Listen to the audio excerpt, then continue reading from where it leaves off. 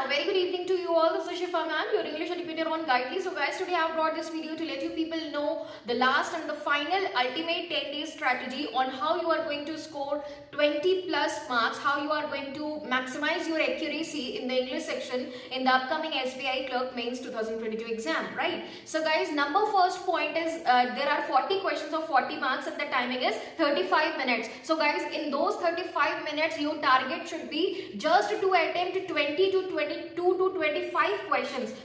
At max, you should complete 25 questions in 35 minutes with 100% accuracy. समझ आ रही है? पूरा पेपर नहीं करना है आपको, 40 क्वेश्चन पूरे नहीं करने हैं आपको, 40 में से आपको सिर्फ और सिर्फ 25 क्वेश्चन का टारगेट रखना है इंग्लिश सेक्शन के लिए, जो कि आप बिल्कुल 100% एक्यूरेसी के साथ करोगे. 25 हम मैक्सिमम लिमिट बता रहे हैं, 20 to 22 is a good attempt. अगर हम बात करें मेंस एग्जाम की, क्लियर है? तो भाई आपको नंबर 1 पॉइंट है कि आपको अपना टारगेट 20 से 25 के बीच का रखना है with 100% accuracy for these days. और अभी आपको ये लास्ट 10 डेज में आपको कम से कम इंग्लिश के गाइडली से आप लोगों को इंग्लिश के सेक्शनल मॉक देने, कम से कम 6 to 7 मॉक जरूर दें और अपनी परफॉर्मेंस को डिटेल वे में एनालाइज करें और देखिए क्या आपके 20-22 मार्क्स आ रहे हैं, 100% एक्यूरेसी आ रही है कि नहीं आ रही है. अगर आ रही है तो वेल एंड गुड, अगर नहीं आ रही है तो कौन सा आपका लैगिंग एरिया है, कहां पे आपकी फॉल शॉर्ट कर रहे हो, उस एरिया को आप एनालाइज करो. समझ आई? This is the number 1 point. Number 2 point guys है कि अपने पेपर को 2 पार्ट्स में बाइफोकेट करें. Try to bifurcate English section in 2 parts. ठीक है,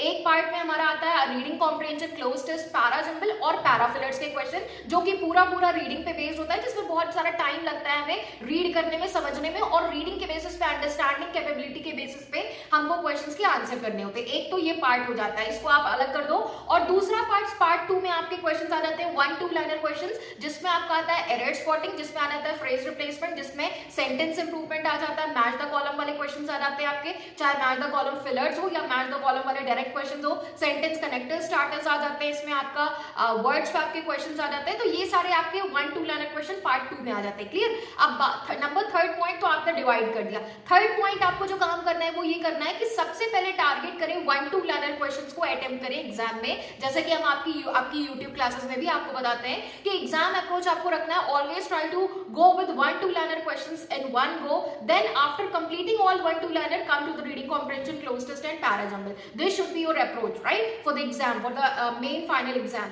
तो इसी तरह से आपको, तो ये बात हो गई 3rd पॉइंट में कि इस तरह से आपको ये अप्रोच करना है. 4th पॉइंट गाइस आपका जो होगा, नंबर 4th पॉइंट इज, अब आपको क्या किस तरह से करना है क्वेश्चंस. ठीक है, अब ये आप पे डिपेंड करता है. यू नो योरसेल्फ बेटर, आप अपने आप को खुद को बेटर जानते हो कि आपका कौन सा स्ट्रॉन्ग एरिया है, कौन सा वीक एरिया है. इंग्लिश में आप जैसे कि 1-2 लाइनर क्वेश्चंस में भी कौन से क्वेश्चन आप पहले कर सकते हो. सपोज किसी का एरर स्पॉटिंग पार्ट बहुत स्ट्रॉन्ग है, किसी का word swap part, vocab part बहुत इंपॉर्टेंट स्ट्रॉन्ग है, तो भाई वो आप पे डिपेंड करता है. It varies from one student to the other. So guys ये आप पे डिपेंड करता है. यू नो योरसेल्फ बेटर, तो आप फिक्स करो, आप डिसाइड करो कि पहले कौन सा क्वेश्चन आप अटेम्प्ट करोगे 1-2 लाइनर में, जहां से आपका कॉन्फिडेंस भी बूस्ट अप होगा और 100% एक्यूरेसी के चांसेस बिल्कुल श्योर हो जाएंगे. ठीक है, तो इस तरह से क्या होगा, आप कम टाइम में बिल्कुल 100% एक्यूरेसी के साथ पेपर को अटेम्प्ट करोगे. क्लियर? तो इस तरह से आपको करना है. सबसे पहले 1-2 लाइनर क्वेश्चन में भी वो क्वेश्चन चूज करना है जिसमें आपकी 100% एक्यूरेसी बनती है. जैसे कि कुछ स्टूडेंट्स का एरर स्पॉटिंग स्ट्रॉन्ग है, कुछ का वर्ड स्वैप है, कुछ का मैच द कॉलम है, तो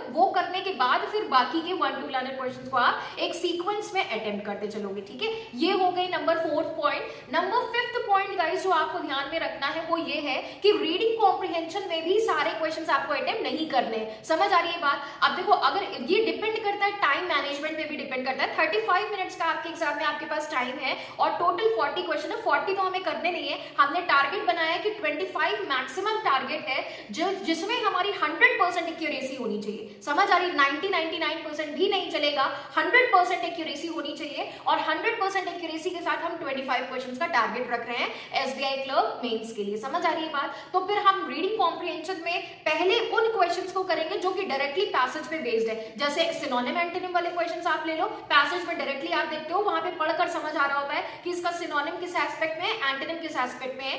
डायरेक्ट कुछ पैसेज बेस्ड क्वेश्चंस होते हैं, ट्रू फॉल्स वाले क्वेश्चंस होते हैं, जो कि इजीली आपको स्टेटमेंट बेस्ड मिल जाते हैं, पैराग्राफ पे बेस्ड. ठीक है, और जो इन्फरेंस बेस्ड क्वेश्चन है, ये पैसेज का टाइटल वाला क्वेश्चन है गाइस. अगर आपके पास टाइम कम है, आपको बहुत ज्यादा फ्रस्ट्रेशन हो रही है, आपको लग रहा है कि मैं नहीं कर पाऊंगा, तो इट्स बेटर टू स्विच. उसको स्विच करके हो सकता है और और 2-4 क्वेश्चन आपको बहुत इजी दिए हो और वो क्वेश्चन आप करके अपने मार्क्स को बूस्ट कर लो, एक्यूरेसी बूस्ट कर लो। हो सकता है आप टाइटल वाला क्वेश्चन अटेम्प्ट करो और वो गलत हो जाए, ठीक है। तो कोई मतलब नहीं, उसमें आपने 5 मिनट भी वेस्ट कर दिए, 5 मिनट वेस्ट करने के बाद भी आपने जो टाइटल बताया वो गलत हो सकता है। तो I would suggest in this condition कि आप उस क्वेश्चन को स्विच करो और उसके बदले में कुछ दूसरा क्वेश्चन ट्राई करो, ठीक है, जो कि आप कर सकते हो। और ये गाइस नंबर 6 पॉइंट, ये जो मैंने जितनी भी 1 2 3 4 5 पॉइंटर्स आपको जो भी बताए, अप्रोच बताई है, तो इन अप्रोच को, ये जो लास्ट के फाइनल जो 10 डेज है, आपको यही अप्रोच रख के क्वेश्चंस को अटेम्प्ट करना है। And guys I would request each one of you to do practice from the Guidely से आप लोग इंग्लिश के सेक्शनल मॉक जरूर दो इन लास्ट दिनों में। बहुत इंप्रूवमेंट मिलेगी आपको अपने अप्रोच में। और अगर आपको लगता है कोई सेक्शन आपका लैगिंग बिहाइंड है, जो आपको लग रहा है, आपको समझ आ रहा है, अगर आप 20 मार्क्स तक भी नहीं पहुंच पा रहे हैं, तो there is nothing to worry.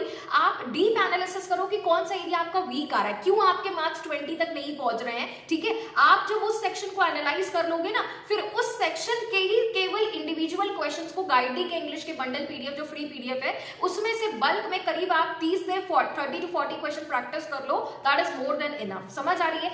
Approach के साथ 30 to 40 क्वेश्चन प्रैक्टिस कर लो। और अगर आप रेगुलर क्लासेस में आ रहे हो मेरी, तो दैट्स गुड, वेरी नाइस, ठीक है। तो इससे आपके सारे एस्पेक्ट्स क्लियर हो ही रहे हैं, सारी चीजें क्लियर हो ही रही है जो हम यूट्यूब पे क्लासेस करा रहे हैं। उसके साथ साथ आपको चेक करना है अपनी परफॉर्मेंस की, कहां पे आप लैग बिहाइंड कर रहे हो, ठीक है। और जिस एरिया में, जिस स्पेसिफिक इंग्लिश के एरिया में आप लैग बिहाइंड कर रहे हो, उसके क्वेश्चंस आप बल्क में प्रैक्टिस कर लो। बस ये लास्ट के 10 डेज की स्ट्रैटेजी है। और गाइस इससे डेफिनेटली आप लोगों को इंप्रूवमेंट मिलेगी, definitely you will score 22 in between 20 to 25 marks. मैं फिर से कह रही हूँ, 25 से ज्यादा क्वेश्चंस आपको मेंस में नहीं करके आने हैं। आपको एक बार क्वेश्चन पढ़ने से समझ आ जाता है कि क्या क्वेश्चन, क्या ये हम कर पाएंगे या नहीं कर पाएंगे, समझ आ रही है। तो अगर आपको मॉडरेट से ऊपर लेवल का क्वेश्चन लग रहा है कि हम नहीं कर पाएंगे, तो it's better to just skip that question and move forward. आगे देखो, हो सकता है आगे के कुछ क्वेश्चन इजी हो, जिनको कर कर आपका कॉन्फिडेंस बूस्टअप हो, आपकी एक्यूरेसी बूस्टअप हो, ना कि उस क्वेश्चन पे आप 5 to 10 मिनट्स वेस्ट कर दो। क्लियर है?